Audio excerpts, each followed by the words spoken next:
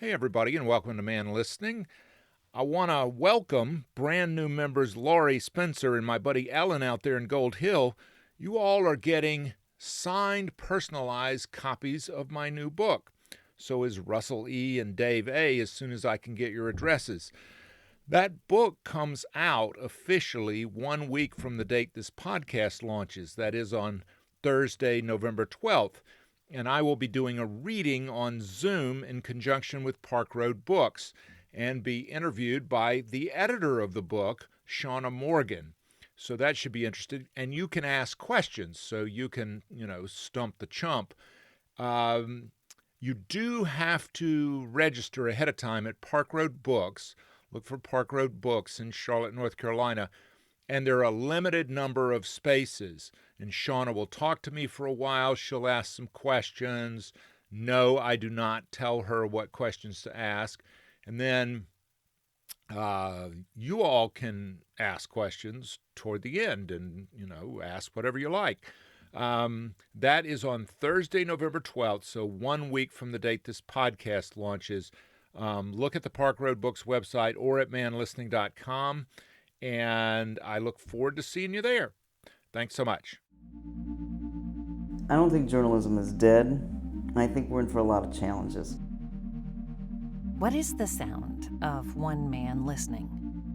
This is Man Listening, a fresh podcast featuring the stories of strong women who bounce back. Man Listening, because every woman deserves to be heard. Hi, I'm Stuart Watson, and welcome to Man Listening. My friend Kathleen Johnston is a real live investigative reporter and one of the best there is. She has worked for newspapers, she has worked in television, she has won the highest awards, she's worked for CBS and CNN and all over the place. She's worked local, she's worked national, she's worked international, and now the student has become the teacher. She was a grad of Indiana U and now has started their very own investigative reporting center at Indiana University, and really is a secret agent, a special agent of democracy, who believes in democracy, not a party, not a partisan, as you'll hear, but a person who really believes in free speech, free inquiry, and democratic values. So, here's my friend Kathleen.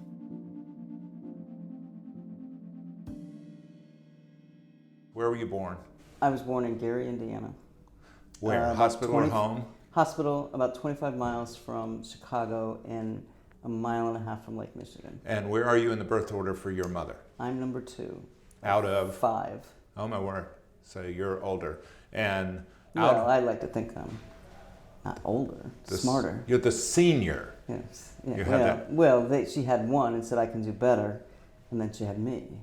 And said, why did she great, let's keep duplicating this, and she never could. And she never could, so they could never keep up. Yeah. Sorry about that. And tell me about your mom and dad. Terrific parents. I hit the jackpot. So my father was from Illinois, small farm town called Tiscawa, Illinois. It's about 50 miles northwest of Peoria. 6 of 7 kids. And he was a tremendous athlete. Relatives and people in that town said they never saw an athlete like my father. What sport? Baseball in particular, but he played all of them. And he was, since he was number 6 of 7, the youngest boy, when he graduated from high school, he did not want to work the farm. And he begged his father to send him to college. So he went to St. Ambrose in Iowa. Is that a little... Yeah, it's a decent-sized school, but he went there to play sports. And, he got a sociology degree, and I remember saying, Dad, what are you doing with a sociology degree? And he said, well, it was the newest thing. My father never used that degree. And he got drafted, like every man at that age, into the Army for the World War II, and he fought the war in Kentucky, because that's where he was stationed, and here he was being recruited by pros for baseball. So the war interrupted, and he broke his leg in training in like 6-7 places, and that ended the baseball career, and also saved him from going overseas. How did he break his leg? I think he was playing basketball. Now, did he always regret No, my father was the most happy-go-lucky Irishman you'd ever meet. He always said he never worried a day in his life, and my mother said, of course not, he made me do that. And was she an Irish woman? oh, they were both as Irish as can be. My father's mother was Mary Ann O'Brien, and my mother's mother was Mary Magdalene O'Leary. And they said O'Leary, not O'Leary. So yes, they were both Irish. And my father had all sorts of, did a lot of jobs after college. And his mother, I guess, was, my mother never met her mother-in-law, but his mother was diagnosed with cancer. And so my father he was out in LA, working out in LA. And he wanted to be close to his mother, but he didn't want to go back to the farm. So he and his best friend on a lark went to Gary, Indiana. Gary at the time in the 1950s was considered a boom town. It was not a lot of industry. Sad place. The industry was booming. It was a miniature Chicago. It was a very vibrant city on the lakefront, Lake Michigan. And my father came and met my mother at a dance. My mother was a Gary native and never left. And they were both older parents. They were in their 30s, which at that time was considered late. And they were both, my mother had a terrific career at U.S. Steel. She broke barriers in the steel mill. And what'd she do there? She was hired as a quote-unquote time studies man. She was one of only 2 women to be hired as industrial engineers. Was she Rosie the Riveter? Was this during the war, or was this? No, it would have been right after the war. My mother went to Indiana University, so it was very unusual. I had parents that had college degrees, which was very unusual back then. And my mother went to Indiana University and was was one of the first women to get a business administration degree from IU. Wow. And she also was very adventurous. After college, she looked for a job that would pay for her flying lessons. She wanted to fly planes for fun. And can you imagine? I mean, you look at your parents and you think, really? And did she? Yes, she did them. And every time I would tell her a friend was getting his pilot license or her pilot's license, my mother would call them and say, but did you have to do the acrobatic stuff like I did? So, and yeah, she did flied. Did you ever go up? No, it was Piper Cubs. She wasn't flying by the time. So depending on who you believe, one of my uncles said, she got lost over the Carolinas, and these were Piper Cubs with instruments, right? It was 1940s. Right. You're flying visual. You're flying visual, and my uncle said it was a miracle she landed. My mother said it was a commercial flight out of Chicago that was very lucky to land, and for 20 years my mother didn't get on a plane again, until she had to for work. Oh, you mean she had a near miss? Yeah, apparently. They used to say that's a misnomer. It's a near hit. Yeah, That's what it is. yeah, so she had an encounter, kind of flying blind. With a commercial aircraft. Right. As a high school senior, if you go back to the reunion or look at the yearbook, I remember Kathleen, she was blank. Goal-oriented. Fun. I mean, I was considered one of the fun kids in class, but I wanted to be a journalist since I was in 6th grade. Why? 5th or 6th grade. I don't know. I mean, everybody asked me that, and I said, nobody in my family, as I told you, I was one of 35 grandchildren on my dad's side, and nobody was in journalism. No cousins, no aunts and uncles, and I had a large family. I think a lot of it was, I said this when I had to give a speech one time, and it was about why did you get into journalism, and I said I always wanted to be, since I was in 5th or 6th grade, I wanted to be a newspaper reporter. And I honestly think it was because my parents, both of whom worked and had 5 kids, still had 3 newspapers in the house every day and read them. And I thought, what were they? Chicago? 2 Chicagos and a Gary paper. So the Chicago... Got a Tribune, Chicago Sun-Times, and the Gary Post-Tribune. Yeah. So they had the local paper and the 2 big Chicago papers. Well, yeah, because we're 25 miles from the Loop. So and they read them. They read them and still paid attention to us. We weren't neglected kids. And I thought, what was so fascinating in those pages that could captivate their attention against 5 rowdy kids? And so when you started reading the paper, you're getting to be middle school. What did you read in the paper? What section? Oh, everything. Oh, everything. you would? Yeah. My parents were typical Irishmen. They read what they called the Irish sports page. You know what that is, don't you? That's the obituaries. The joke was they called them the Irish sports pages. I thought it was always funny. I did not read the Irish sports pages. I'm sure I read the comics. I read sports. We were a very sports family, and I read news. So they read the obits. the Irish sports page. And some people, they'll start, some people just throw the paper away and read the funnies, or they throw the paper away and read the sports page. Yeah. Or some people would even read the society. Yeah. They'd go. No, I think they read it all. I mean, and you also have to understand, remember, I told you Gary, which people don't quite have an idea of where that is, but literally the drive was 25 miles from our house to the Loop. And as a kid, what was going on was the Democratic Convention that turned into a riot. 68. So there was a couple things. Gary elected its first black mayor, which was shocking. Richard G. Hatcher was one of the first black mayors in America, and in Gary, it was not a majority African-American city like it is now. So the city was pretty progressive racially. Well, I don't know. I mean, there were problems, but I mean, obviously they elected a black mayor. And, and I can remember, I think they might have canceled classes because they said if he won, there was going to be riots, and if he lost, there was going to be riots. I mean, there was a lot of fear. Was there a riot? No. And in fact, Gary was one of the few major cities that did not have a riot when Martin Luther King was killed. It was one of the few in America. In Detroit, you had terrible riots. What I remember about Chicago is the Democratic Convention. Oh, it was man. on our television. Our folks were glued to it. My father was a FDR Democrat. he was a Kennedy Democrat, right? Kennedy was his age, and he was Irish Catholic like my father. I was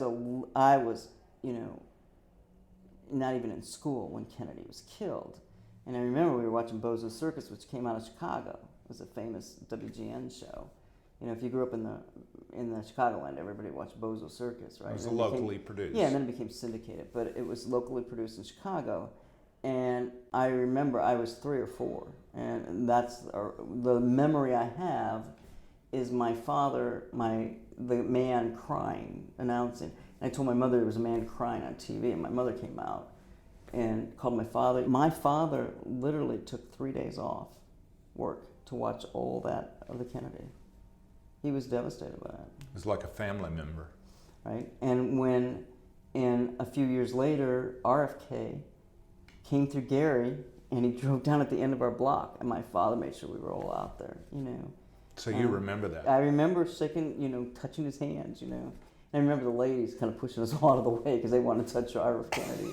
RFK, yeah, I remember that. So I think all those things, to circle back, I think my folks really were engaged with the news, and I saw that, and I wanted to be a part of that.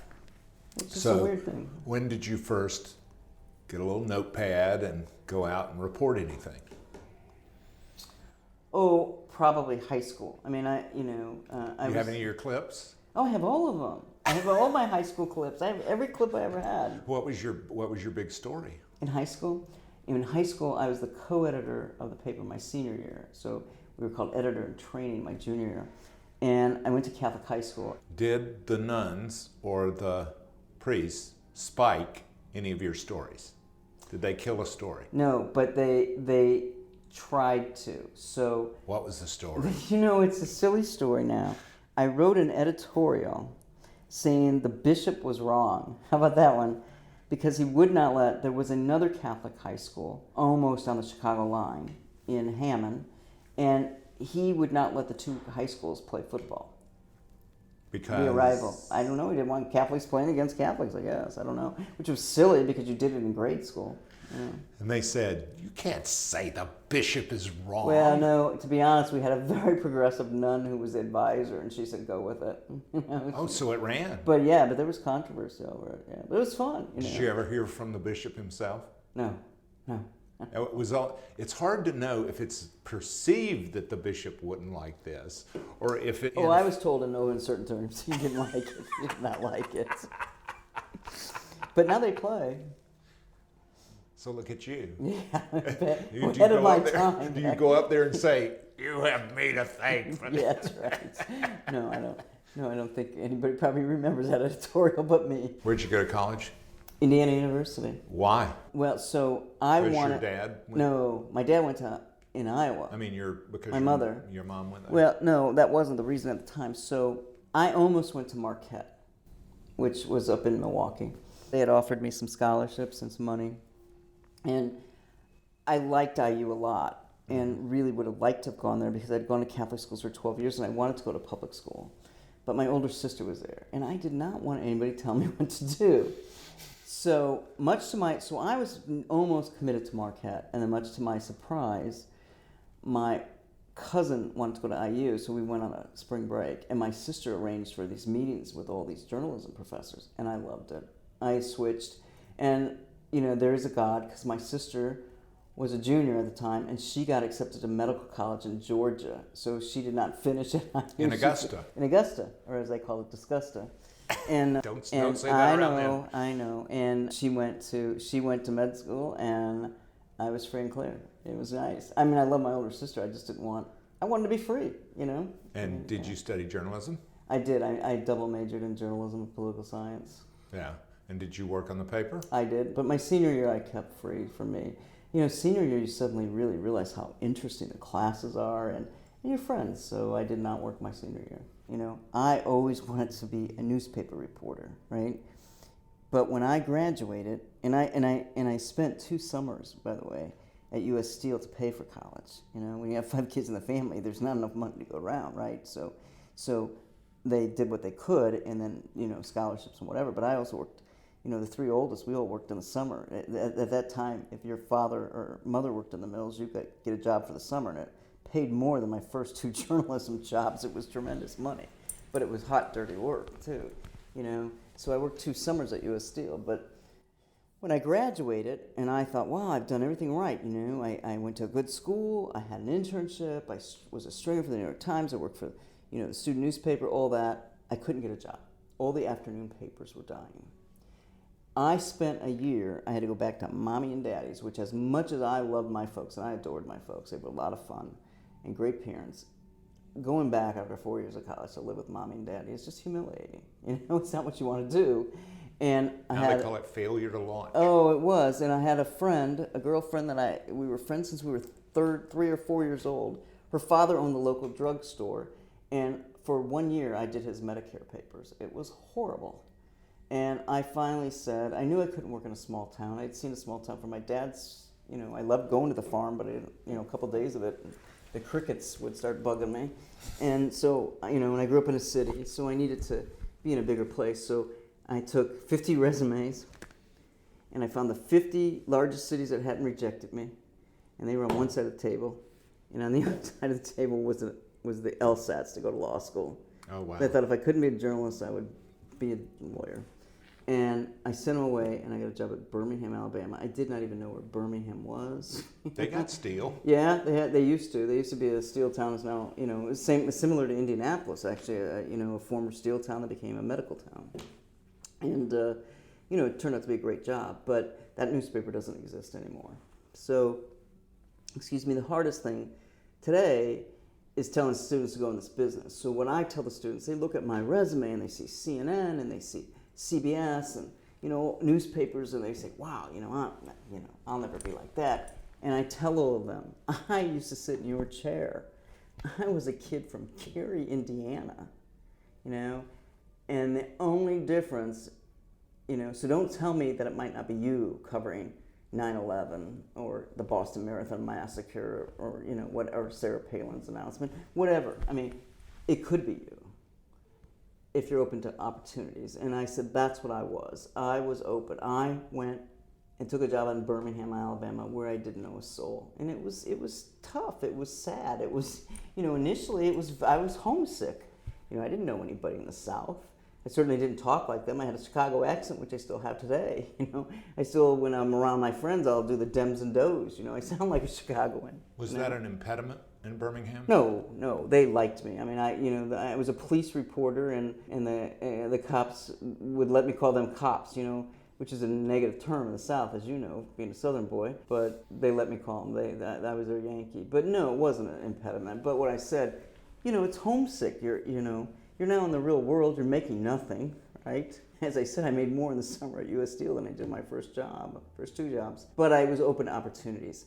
And I always kept a resume at IU, and just for the heck of it. And out of the blue, Indianapolis called me, the newspapers. Now, I didn't want to go back to Indiana for anything. I really didn't. Gary's not considered Indiana. It's more Chicago, like a suburb of Chicago. So I really didn't want to go back to Indiana, but they made it attractive. And it was time to leave. It was a starter newspaper. It was time to leave. And that's how I got back to Indianapolis. But from there... Attractive money, attractive they did good work. Everything. No, I don't think they did that. When I was at IU, they used to use that newspaper to say how not to put out a newspaper. They were very critical of the paper. They wanted me. It was time to move on. They made it much more... I mean, obviously, it was financially better. But I really didn't want to do it. But I did it. I said, here's an opportunity. You should take it. And I'm using this as an example because... years later, when they came to me and my print partner, Jerry Lenoska, who you know, and they said, you teach us the journalism, we'll teach you the TV, head up our investigative team. Jerry and I agonized over that because people didn't switch from print to broadcast at that time, and I jumped. And 5 years later, when CNN came calling, I jumped and moved to Atlanta when I wasn't a kid at all. So what I tell my students basically is, yes, it's tough in this business now today to get jobs, but it's not tough if you're open to opportunities. You have to be willing to make some sacrifices here. And in the meantime, you won a DuPont Columbia, which is, given out the same place they give the Pulitzers. You can't get a Pulitzer for television. A lot of people don't realize that, and you left that out. I got that my first year, and here's how bad I was about television. When they told us we won a DuPont, at that time they'd just tell you were a finalist, but you had to be there, but you really had won it, right? Right. And I turned to the person that told us in the newsroom, I think it was an EP, and I said, what's a DuPont? We had no idea. But to do it our first year was a pretty cool thing. So when did the light bulb go on that this is not just covering high school football, it's not covering the city council, that there's something that makes it investigative? In other words, I'm not talking about when you got a title, investigative reporter. How did you learn what the difference was, and how do you explain it to people today? That there's something, quantifiably, exponentially different about spending months, years buried in a story. That's a really good question. I really can't give you a time or a light bulb that went off about investigative. Give me a for instance, though. But I can tell you what I think. Okay. I spoke to some college students not too long ago at college awards in Indiana, and they asked me to speak about what makes investigative. And I said, we think differently. We go deeper. We think differently. Everybody else goes on path A, we go to path B. We don't take the easy road. We don't take the official soundbite or the official version. There's a bit of fearlessness, Everybody else hears what they say, we hear what they don't say, right? And I think it's a mentality. We're attuned to it. We hold someone accountable. Someone, something, some institution. We place it at someone's feet, whether that's Congress or the president or the mayor or a city council member, or a school board member. We place that at someone's feet. Now, we don't, and I emphasize this all the time. I can tell you what we don't do. We don't prosecute, we don't elect, we don't indict. We trust our readers, our viewers, to be citizens and do that stuff. And we don't impeach. We don't do any of that stuff. And we present the news, and you as a citizen decide what to do with it. So whenever you hear somebody say, I got so-and-so thrown in jail, my bullshit detector goes up on that. I got so many people indicted. You didn't indict anything. No, I think, first of all, a good investigative journalist is very careful with how they speak. I never say, I got someone, And I never, one of my other golden rules is I never break rules to catch the rule breakers, all right? So I'm not going to take a shortcut or something unethical to catch them, because then I'm not any better than they are. How about trespassing? No. How about misrepresenting yourself? No, never. I don't think I have to always tell people who I am, besides my name. One of the things But don't lie about it. But I don't lie about it. So if someone says, are you a journalist? I say, yes. Or why are you here? or why are you here? Could be Well, general. I don't always tell people why I'm here. I don't think that is misrepresenting. Why I'm here is not. It depends if that's something that I have to disclose. Okay. Right. So, for instance, a lot of cities and states now with public records are making it difficult to get public records, and so when you request one, they'll have you fill out a form. So you can put your name there, and you put what you want. But they'll say, who do you represent, your organization? And I always put citizen or myself. Right. Because I should, as a citizen, any citizen should be able to walk in and get those records. That's why they're called public. They're not called journalism records. They're not called for journalists only. They're for the public. Yeah. So I don't usually put my organization down.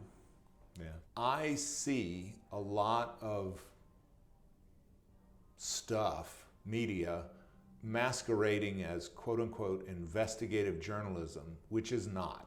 Right. It's just. I'm not really worried about that so much. I'm worried about this. My concern is, when did we as a profession become so thin-skinned? All right?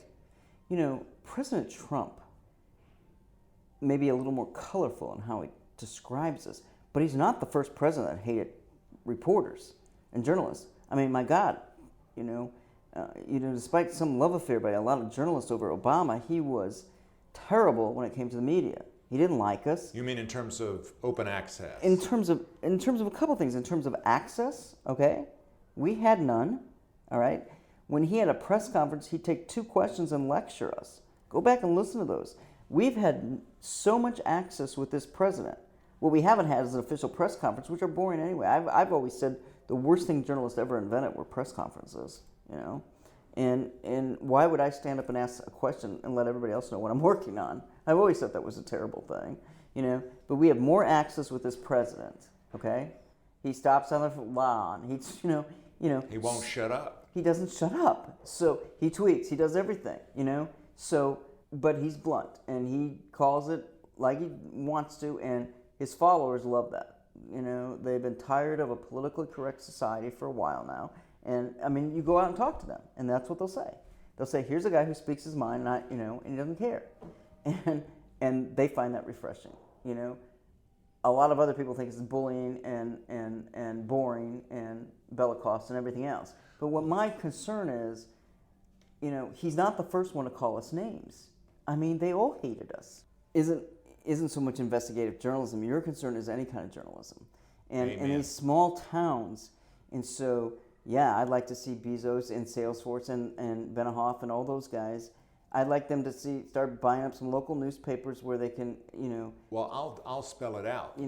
Cover the council, city council, surveyor. It's a well-informed electorate. Right. It's a well-informed electorate. I am less concerned about disinformation that we know about than lack of information. I don't disagree with you. The problem is, I told you my own story that I knew I couldn't work at a small newspaper. I was not a small town gal, And so it's not investigative journalists we have to train. We have to train journalists who want to go back to their hometowns, who like that small town, so that we can cover the local surveyor who's surveying the farms, or the county judge, or whatever. That concerns me almost more than the investigative. It really does. Yeah. There's an urban-rural disparity in information. Well, even urban, though. Just straight-up information about what they're doing in the county commission. The funny thing is, I grew up in an area that still has 2 papers. The Gary Post-Tribune is still digital, but it's kind of, I don't know if they still technically have 2 papers, and then you have the Northwest Indiana Times, which is a rarity that they have those 2 papers. I always maintain that the Post-Tribune lived on because there are people of my parents' age that still like the Irish sports page. So let's live on in a positive note here. I mean, do we have challenges? Yes. But again, when I started in this business, I couldn't get a job because the afternoon papers were dying. I still was able to make a career and I think make a difference, That'll have to be decided, I suppose, after I'm dead, whether I made a difference or not. We have people like Michael Arnolt giving $6 million because he believes in investigative journalism. We have people in North Carolina writing about vets because they believe that someone needs to cover about vets. I don't think journalism is dead, and I think we're in for a lot of challenges, and some of it is mentality. So I think people are starting to see the slashing and burning doesn't work. We're hurting our democratic institutions. Politicians are begging you to cover them again. Mayors, who would normally have an adversarial role are happy to see you because, I can't tell you how many people said to me, "Oh, I wish you were back at the Indianapolis papers. We need someone, we need a bulldog, blah, blah, blah." So I do think there's some positive things happening, but, change is slow. Well, I'm a fan. I'm a Kathleen fan. Well, thank you. But thank you. That was really interesting. Yeah. In case you want to Google her, Kathleen Johnston is the Michael I. Arnolt Center for Investigative Journalism very first director, and a very big deal. That's at Indiana University, Bloomington, the Arnolt, A-R-N-O-L-T Center, and her name is Johnston. And boy, I appreciate her time. She makes me better. Every conversation I have with her makes me better. So thank you, Kathleen. Man Listening is a production of Unmediated LLC in cooperation with the Queen City Podcast Network and Balto Creative Media. Allison Andrews at Andrews Creative and Rachel Clapp-Miller are developmental producers. Sally Higgins at Higgins & Owens tries to keep us legal. Our music is A Day at the Park by the group Pictures of the Floating World. Your announcer is Catherine Smith. That's me. Please go to our Patreon page. You'll find us at patreon.com. Look for Man Listening, one word, no spaces. We hope you'll join us by becoming a member. A small investment can raise up the conversation. If you want exclusive member merch like a t-shirt, we can arrange that too. Again, special thanks to our new members, Laurie, Spencer, and Ellen. Thanks very, very much for supporting Man Listening and everyone who has from the very beginning. There's always room for new ones. Come on, join in. Thanks so much. Don't forget to support us at Patreon. We believe one voice can change the conversation. Click the subscribe button, and next week you'll hear. And in the case of my husband, I was there, and I just remember seeing a surprised look on his face. And the nurse said, "He's dead." And I said, "What are you talking about?" That's next week on Man Listening. Thanks.